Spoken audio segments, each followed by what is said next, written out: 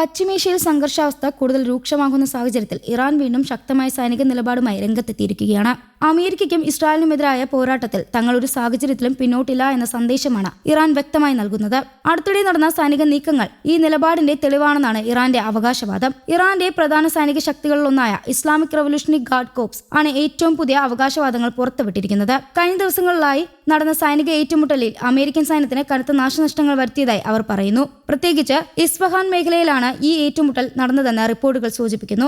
IRGCയുടെ വിശദീകരണം അനുസരിച്ച് ഇസ്ഫഹാനിൽ നടന്ന ഈ ഒരു പ്രത്യേക സൈനിക ഓപ്പറേഷനിടെയാണ് നിരവധി അമേരിക്കൻ വിമാനങ്ങൾ തകർന്നത്. ഒരു അമേരിക്കൻ പൈലറ്റിനെ രക്ഷപ്പെടുത്താനുള്ള ശ്രമത്തിനിടയിലാണ് ഈ ഏറ്റുമുട്ടൽ ശക്തമാകുന്നതും അതിനിടെ നിരവധി വ്യോമസേന വാഹനങ്ങൾ തങ്ങൾ വെടിവെച്ചിട്ടതായും ഇറാൻ അവകാശപ്പെടുന്നു. ഇറാന്റെ അവകാശവാദങ്ങൾ പ്രകാരം C-130 ഹെർക്കുലിസ് ട്രാൻസ്പോർട്ട് വിമാനം ഉൾപ്പെടെ നിരവധി വിമാനങ്ങൾ ഈ ഏറ്റുമുട്ടലിൽ തകർന്നു. കൂടാതെ അമേരിക്കൻ സൈന്യത്തിന്റെ പ്രധാന ഹെലികോപ്റ്ററുകളിലൊന്നായ UH-60 ബ്ലാക്ക് ഹോക്ക് 2 തകർത്തതായും അവർ പറയുന്നു. രക്ഷാപ്രവർത്തനത്തിനായി എത്തിയ സംഘത്തിനാണ് പ്രധാനമായും ലക്ഷ്യമിട്ടതെന്നാണ് IRGCയുടെ വിശദീകരണം. ഇതോടൊപ്പം തന്നെ കൂടുതൽ ശ്രദ്ധ പിടിച്ചുപറ്റുന്ന അവകാശവാദങ്ങളും ഇറാൻ മുന്നോട്ട് വയ്ക്കുന്നു. അതിൽ പ്രധാനപ്പെട്ടത് അമേരിക്കയുടെ ശക്തമായ യുദ്ധവിമാനമായ F-50E സ്ട്രൈക്ക് ഈഗിൾ തങ്ങൾ വെടിവെച്ചിട്ടതായി ഇറാൻ അവകാശപ്പെടുന്നു. അതുപോലെ തന്നെ ഭൂമിയിൽ നിന്ന് അക്രമങ്ങൾക്ക് ഉപയോഗിക്കുന്ന A-10 തണ്ടർബോൾട്ട് 2 വിമാനവും തകർത്തതായി അവർ പറയുന്നു.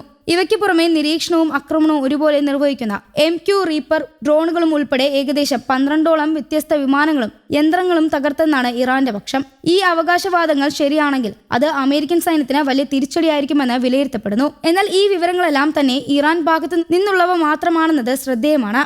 അമേരിക്ക ഇതുമായി ബന്ധപ്പെട്ട് വളരെ പരിമിതമായ വിവരങ്ങൾ മാത്രമാണ് പുറത്തുവിട്ടിട്ടുള്ളത്. പെന്റഗൺ ഔദ്യോഗികമായി ഇറാന്റെ എല്ലാ അവകാശവാദങ്ങളും സ്ഥിരീകരിച്ചിട്ടില്ല.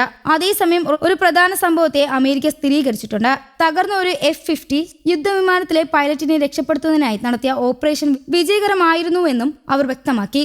അതീവ അപകട സാധ്യതയുള്ള സാഹചര്യത്തിലാണ് ഈ രക്ഷാപ്രവർത്തനം നടത്തിയതെന്നും സൈനികരുടെ ധൈര്യവും പരിശീലനവും അതിൽ നിർണായകമായി പങ്കുവഹിച്ചു എന്നും അമേരിക്കൻ വൃത്തങ്ങൾ അറിയിച്ചു. ഈ രക്ഷാപ്രവർത്തനം മേഖലയിൽ നിലനിൽക്കുന്ന സംഘർഷത്തിന്റെ തീവ്രത വ്യക്തമാക്കുന്നതാണ്. ശത്രുദേശത്തിന്റെ നിയന്ത്രണത്തിലുള്ള പ്രദേശത്ത് പ്രവേശിച്ച് ഒരു പൈലറ്റിനെ രക്ഷപ്പെടുത്തുക എന്നത് വളരെ അപകടകരമായ ദൗത്യമാണ്. ആയതിനാൽ തന്നെ ഇത് സൈനിക തലത്തിൽ വലിയ പ്രാധാന്യമുള്ള സംഭവമായി കണക്കാക്കപ്പെടുന്നു. ഇതിനിടെ അമേരിക്കൻ പ്രസിഡന്റ് ഡൊണാൾഡ് ട്രംപ് നടത്തിയ പ്രസ്താവനകളും അന്താരാഷ്ട്ര ശ്രദ്ധ നേടുകയാണ്. ഇറാന്റെ ഭീഷണികൾക്കും അക്രമങ്ങൾക്കും മുന്നിൽ അമേരിക്ക പിന്നോട്ടില്ലെന്നും ആവശ്യമാണെങ്കിൽ ശക്തമായ മറുപടി നൽകുമെന്നും ട്രംപ് മുന്നറിയിപ്പ് നൽകിയിരുന്നു. ഈ സാഹചര്യത്തിൽ ഇറാന്റെ പുതിയ പ്രതികരണങ്ങൾ സംഘർഷം കൂടുതൽ രൂക്ഷമാക്കാൻ ഇടയാക്കുമെന്ന ആശങ്ക ഉയരുന്നുണ്ട്. ഇതോടൊപ്പം തന്നെ ഇസ്രായേൽ ഈ സംഘർഷത്തിൽ നിന്ന് ഒരു പ്രധാന ഘട്ടമായി തുടരുന്നു. ഇറാനും ഇസ്രായേലും തമ്മിലുള്ള സംഘർഷം ഇതിനകം തന്നെ നിരവധി പ്രോക്സി യുദ്ധങ്ങളിലൂടെ പ്രകടമായിട്ടുണ്ട്.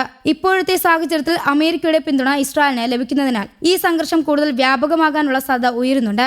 സൈനിക വിദഗ്ധരുടെ വിലയിരുത്തൽ അനുസരിച്ച് ഈ അവകാശവാദങ്ങളിൽ എത്രത്തോളം സത്യാവസ്ഥ ഉണ്ടെന്നത് സ്ഥിരീകരിക്കാൻ സമയമെടുക്കും. യുദ്ധ സാഹചര്യങ്ങളിൽ വിവരങ്ങൾ പലപ്പോഴും പ്രചാരണത്തിന്റെ ഭാഗമായും ഉപയോഗിക്കാറുണ്ട്. ആയതിനാൽ തന്നെ ഇരുപക്ഷവും പുറത്തുവിടുന്ന വിവരങ്ങൾ സ്വതന്ത്രമായി പരിശോധിക്കുന്നത് അത്യാവശ്യമാണ്. എങ്കിലും ഈ സംഭവ വികാസങ്ങൾ ഒരു കാര്യത്തിൽ വ്യക്തത നൽകുന്നു. പശ്ചിമേഷ്യയിൽ സംഘർഷം നിയന്ത്രണാതീതമായ രീതിയിൽ ഉയർന്നുകൊണ്ടിരിക്കുകയാണ്. ചെറിയ ഏറ്റുമുട്ടൽ പോലും വലിയ സൈനിക ഏറ്റുമുട്ടലിലേക്ക് മാറാനുള്ള സാധ്യത വർദ്ധിച്ചിരിക്കുകയാണ്. ഇത് ആഗോളതലത്തിൽ നിരവധി പ്രത്യാഘാതങ്ങൾ ഉണ്ടാക്കും. ഊർജ്ജ വിപണി മുതൽ അന്താരാഷ്ട്ര വ്യാപാരം വരെ പല മേഖലകളിലും ഇത് ബാധിക്കും. പ്രത്യേകിച്ച് എണ്ണവില, ഗ്യാസ് വിതരണം, കടൽ ഗതാഗതം എന്നിവയിൽ വലിയ മാറ്റങ്ങൾ പ്രതീക്ഷിക്കപ്പെടുന്നു. News desk Kerala Kaumudi.